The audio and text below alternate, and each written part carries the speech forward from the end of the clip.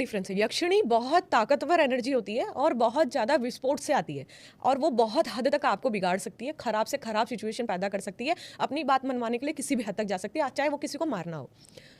अप्सराएं होती हैं वो एक टाइम लिमिट के साथ आपके पास आती हैं, बहुत टाइम, 100 साल तक भी आपके साथ रह सकती है, नहीं तो रहने को 2 महीने के अंदर भी जा सकती हैं। वो कोई टाइम पीरियड के हिसाब से नहीं आती, उनकी खुद की मर्जी होती है आपके साथ कितना टाइम बिताना है, और वो अट्रैक्ट हो गई तो आपके साथ एज अ वाइफ बन के भी पूरी जिंदगी जी सकती हैं। कई ऋषियों के साथ ऐसे वो रही हैं पहले वो, और बच्चे भी पैदा कर सकती हैं, उनकी जवानी कभी खत्म नहीं होती है, उनको हम सदा कुंवारी बनने का वरदान मिला हुआ है। तो अप्सराएं मैं हमेशा अच्छे में ही गिनती हूँ, उनको कभी नेगेटिव वो मारण जैसी स्थिति पैदा नहीं करती हैं, साधक के रम में ही रम जाती हैं, यक्षिणी के बजाय। यक्षिणी बहुत हद तक विनाशकारी हो सकती है, लेकिन अप्सराएं ऐसे नहीं करती हैं। हाँ, लेकिन आप देखो कोई भी एंटिटी से गलत काम कराओगे तो कहीं ना कहीं क्रोध का सामना तो करना ही पड़ेगा, तो ऐसे हो सकता है। और जो परियां होती हैं वो हमेशा साधक अपनी प्रोटेक्शन के लिए आकाशवाणी के लिए इस्तेमाल करता है। आकाशवाणी क्या होती है, शायद इसके बारे में किसी ने सुना नहीं होगा।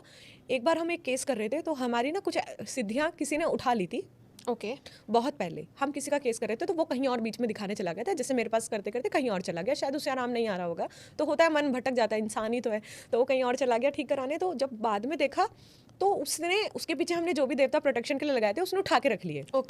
तो हमने फिर परी को भेजा था आकाशवाणी के लिए कि उसको 2 दिन से समझा, 2 दिन जाके, तो वो दिमाग में बातें डालती है कि ये गलत चीजें हैं, उनकी चीजें वापस दे दो, तो हम इसको आकाशवाणी बोलते हैं। तो उसके दिमाग में ऐसा भ्रम पैदा करना या ऐसी बातें डालना जो उसके हित में नहीं है, हम भी उसकी चीजें उठा सकते हैं, इसीलिए उसको समझाने के लिए, एक तरीके की मांडवाली करने के लिए भी इस्तेमाल की जाती है परियां।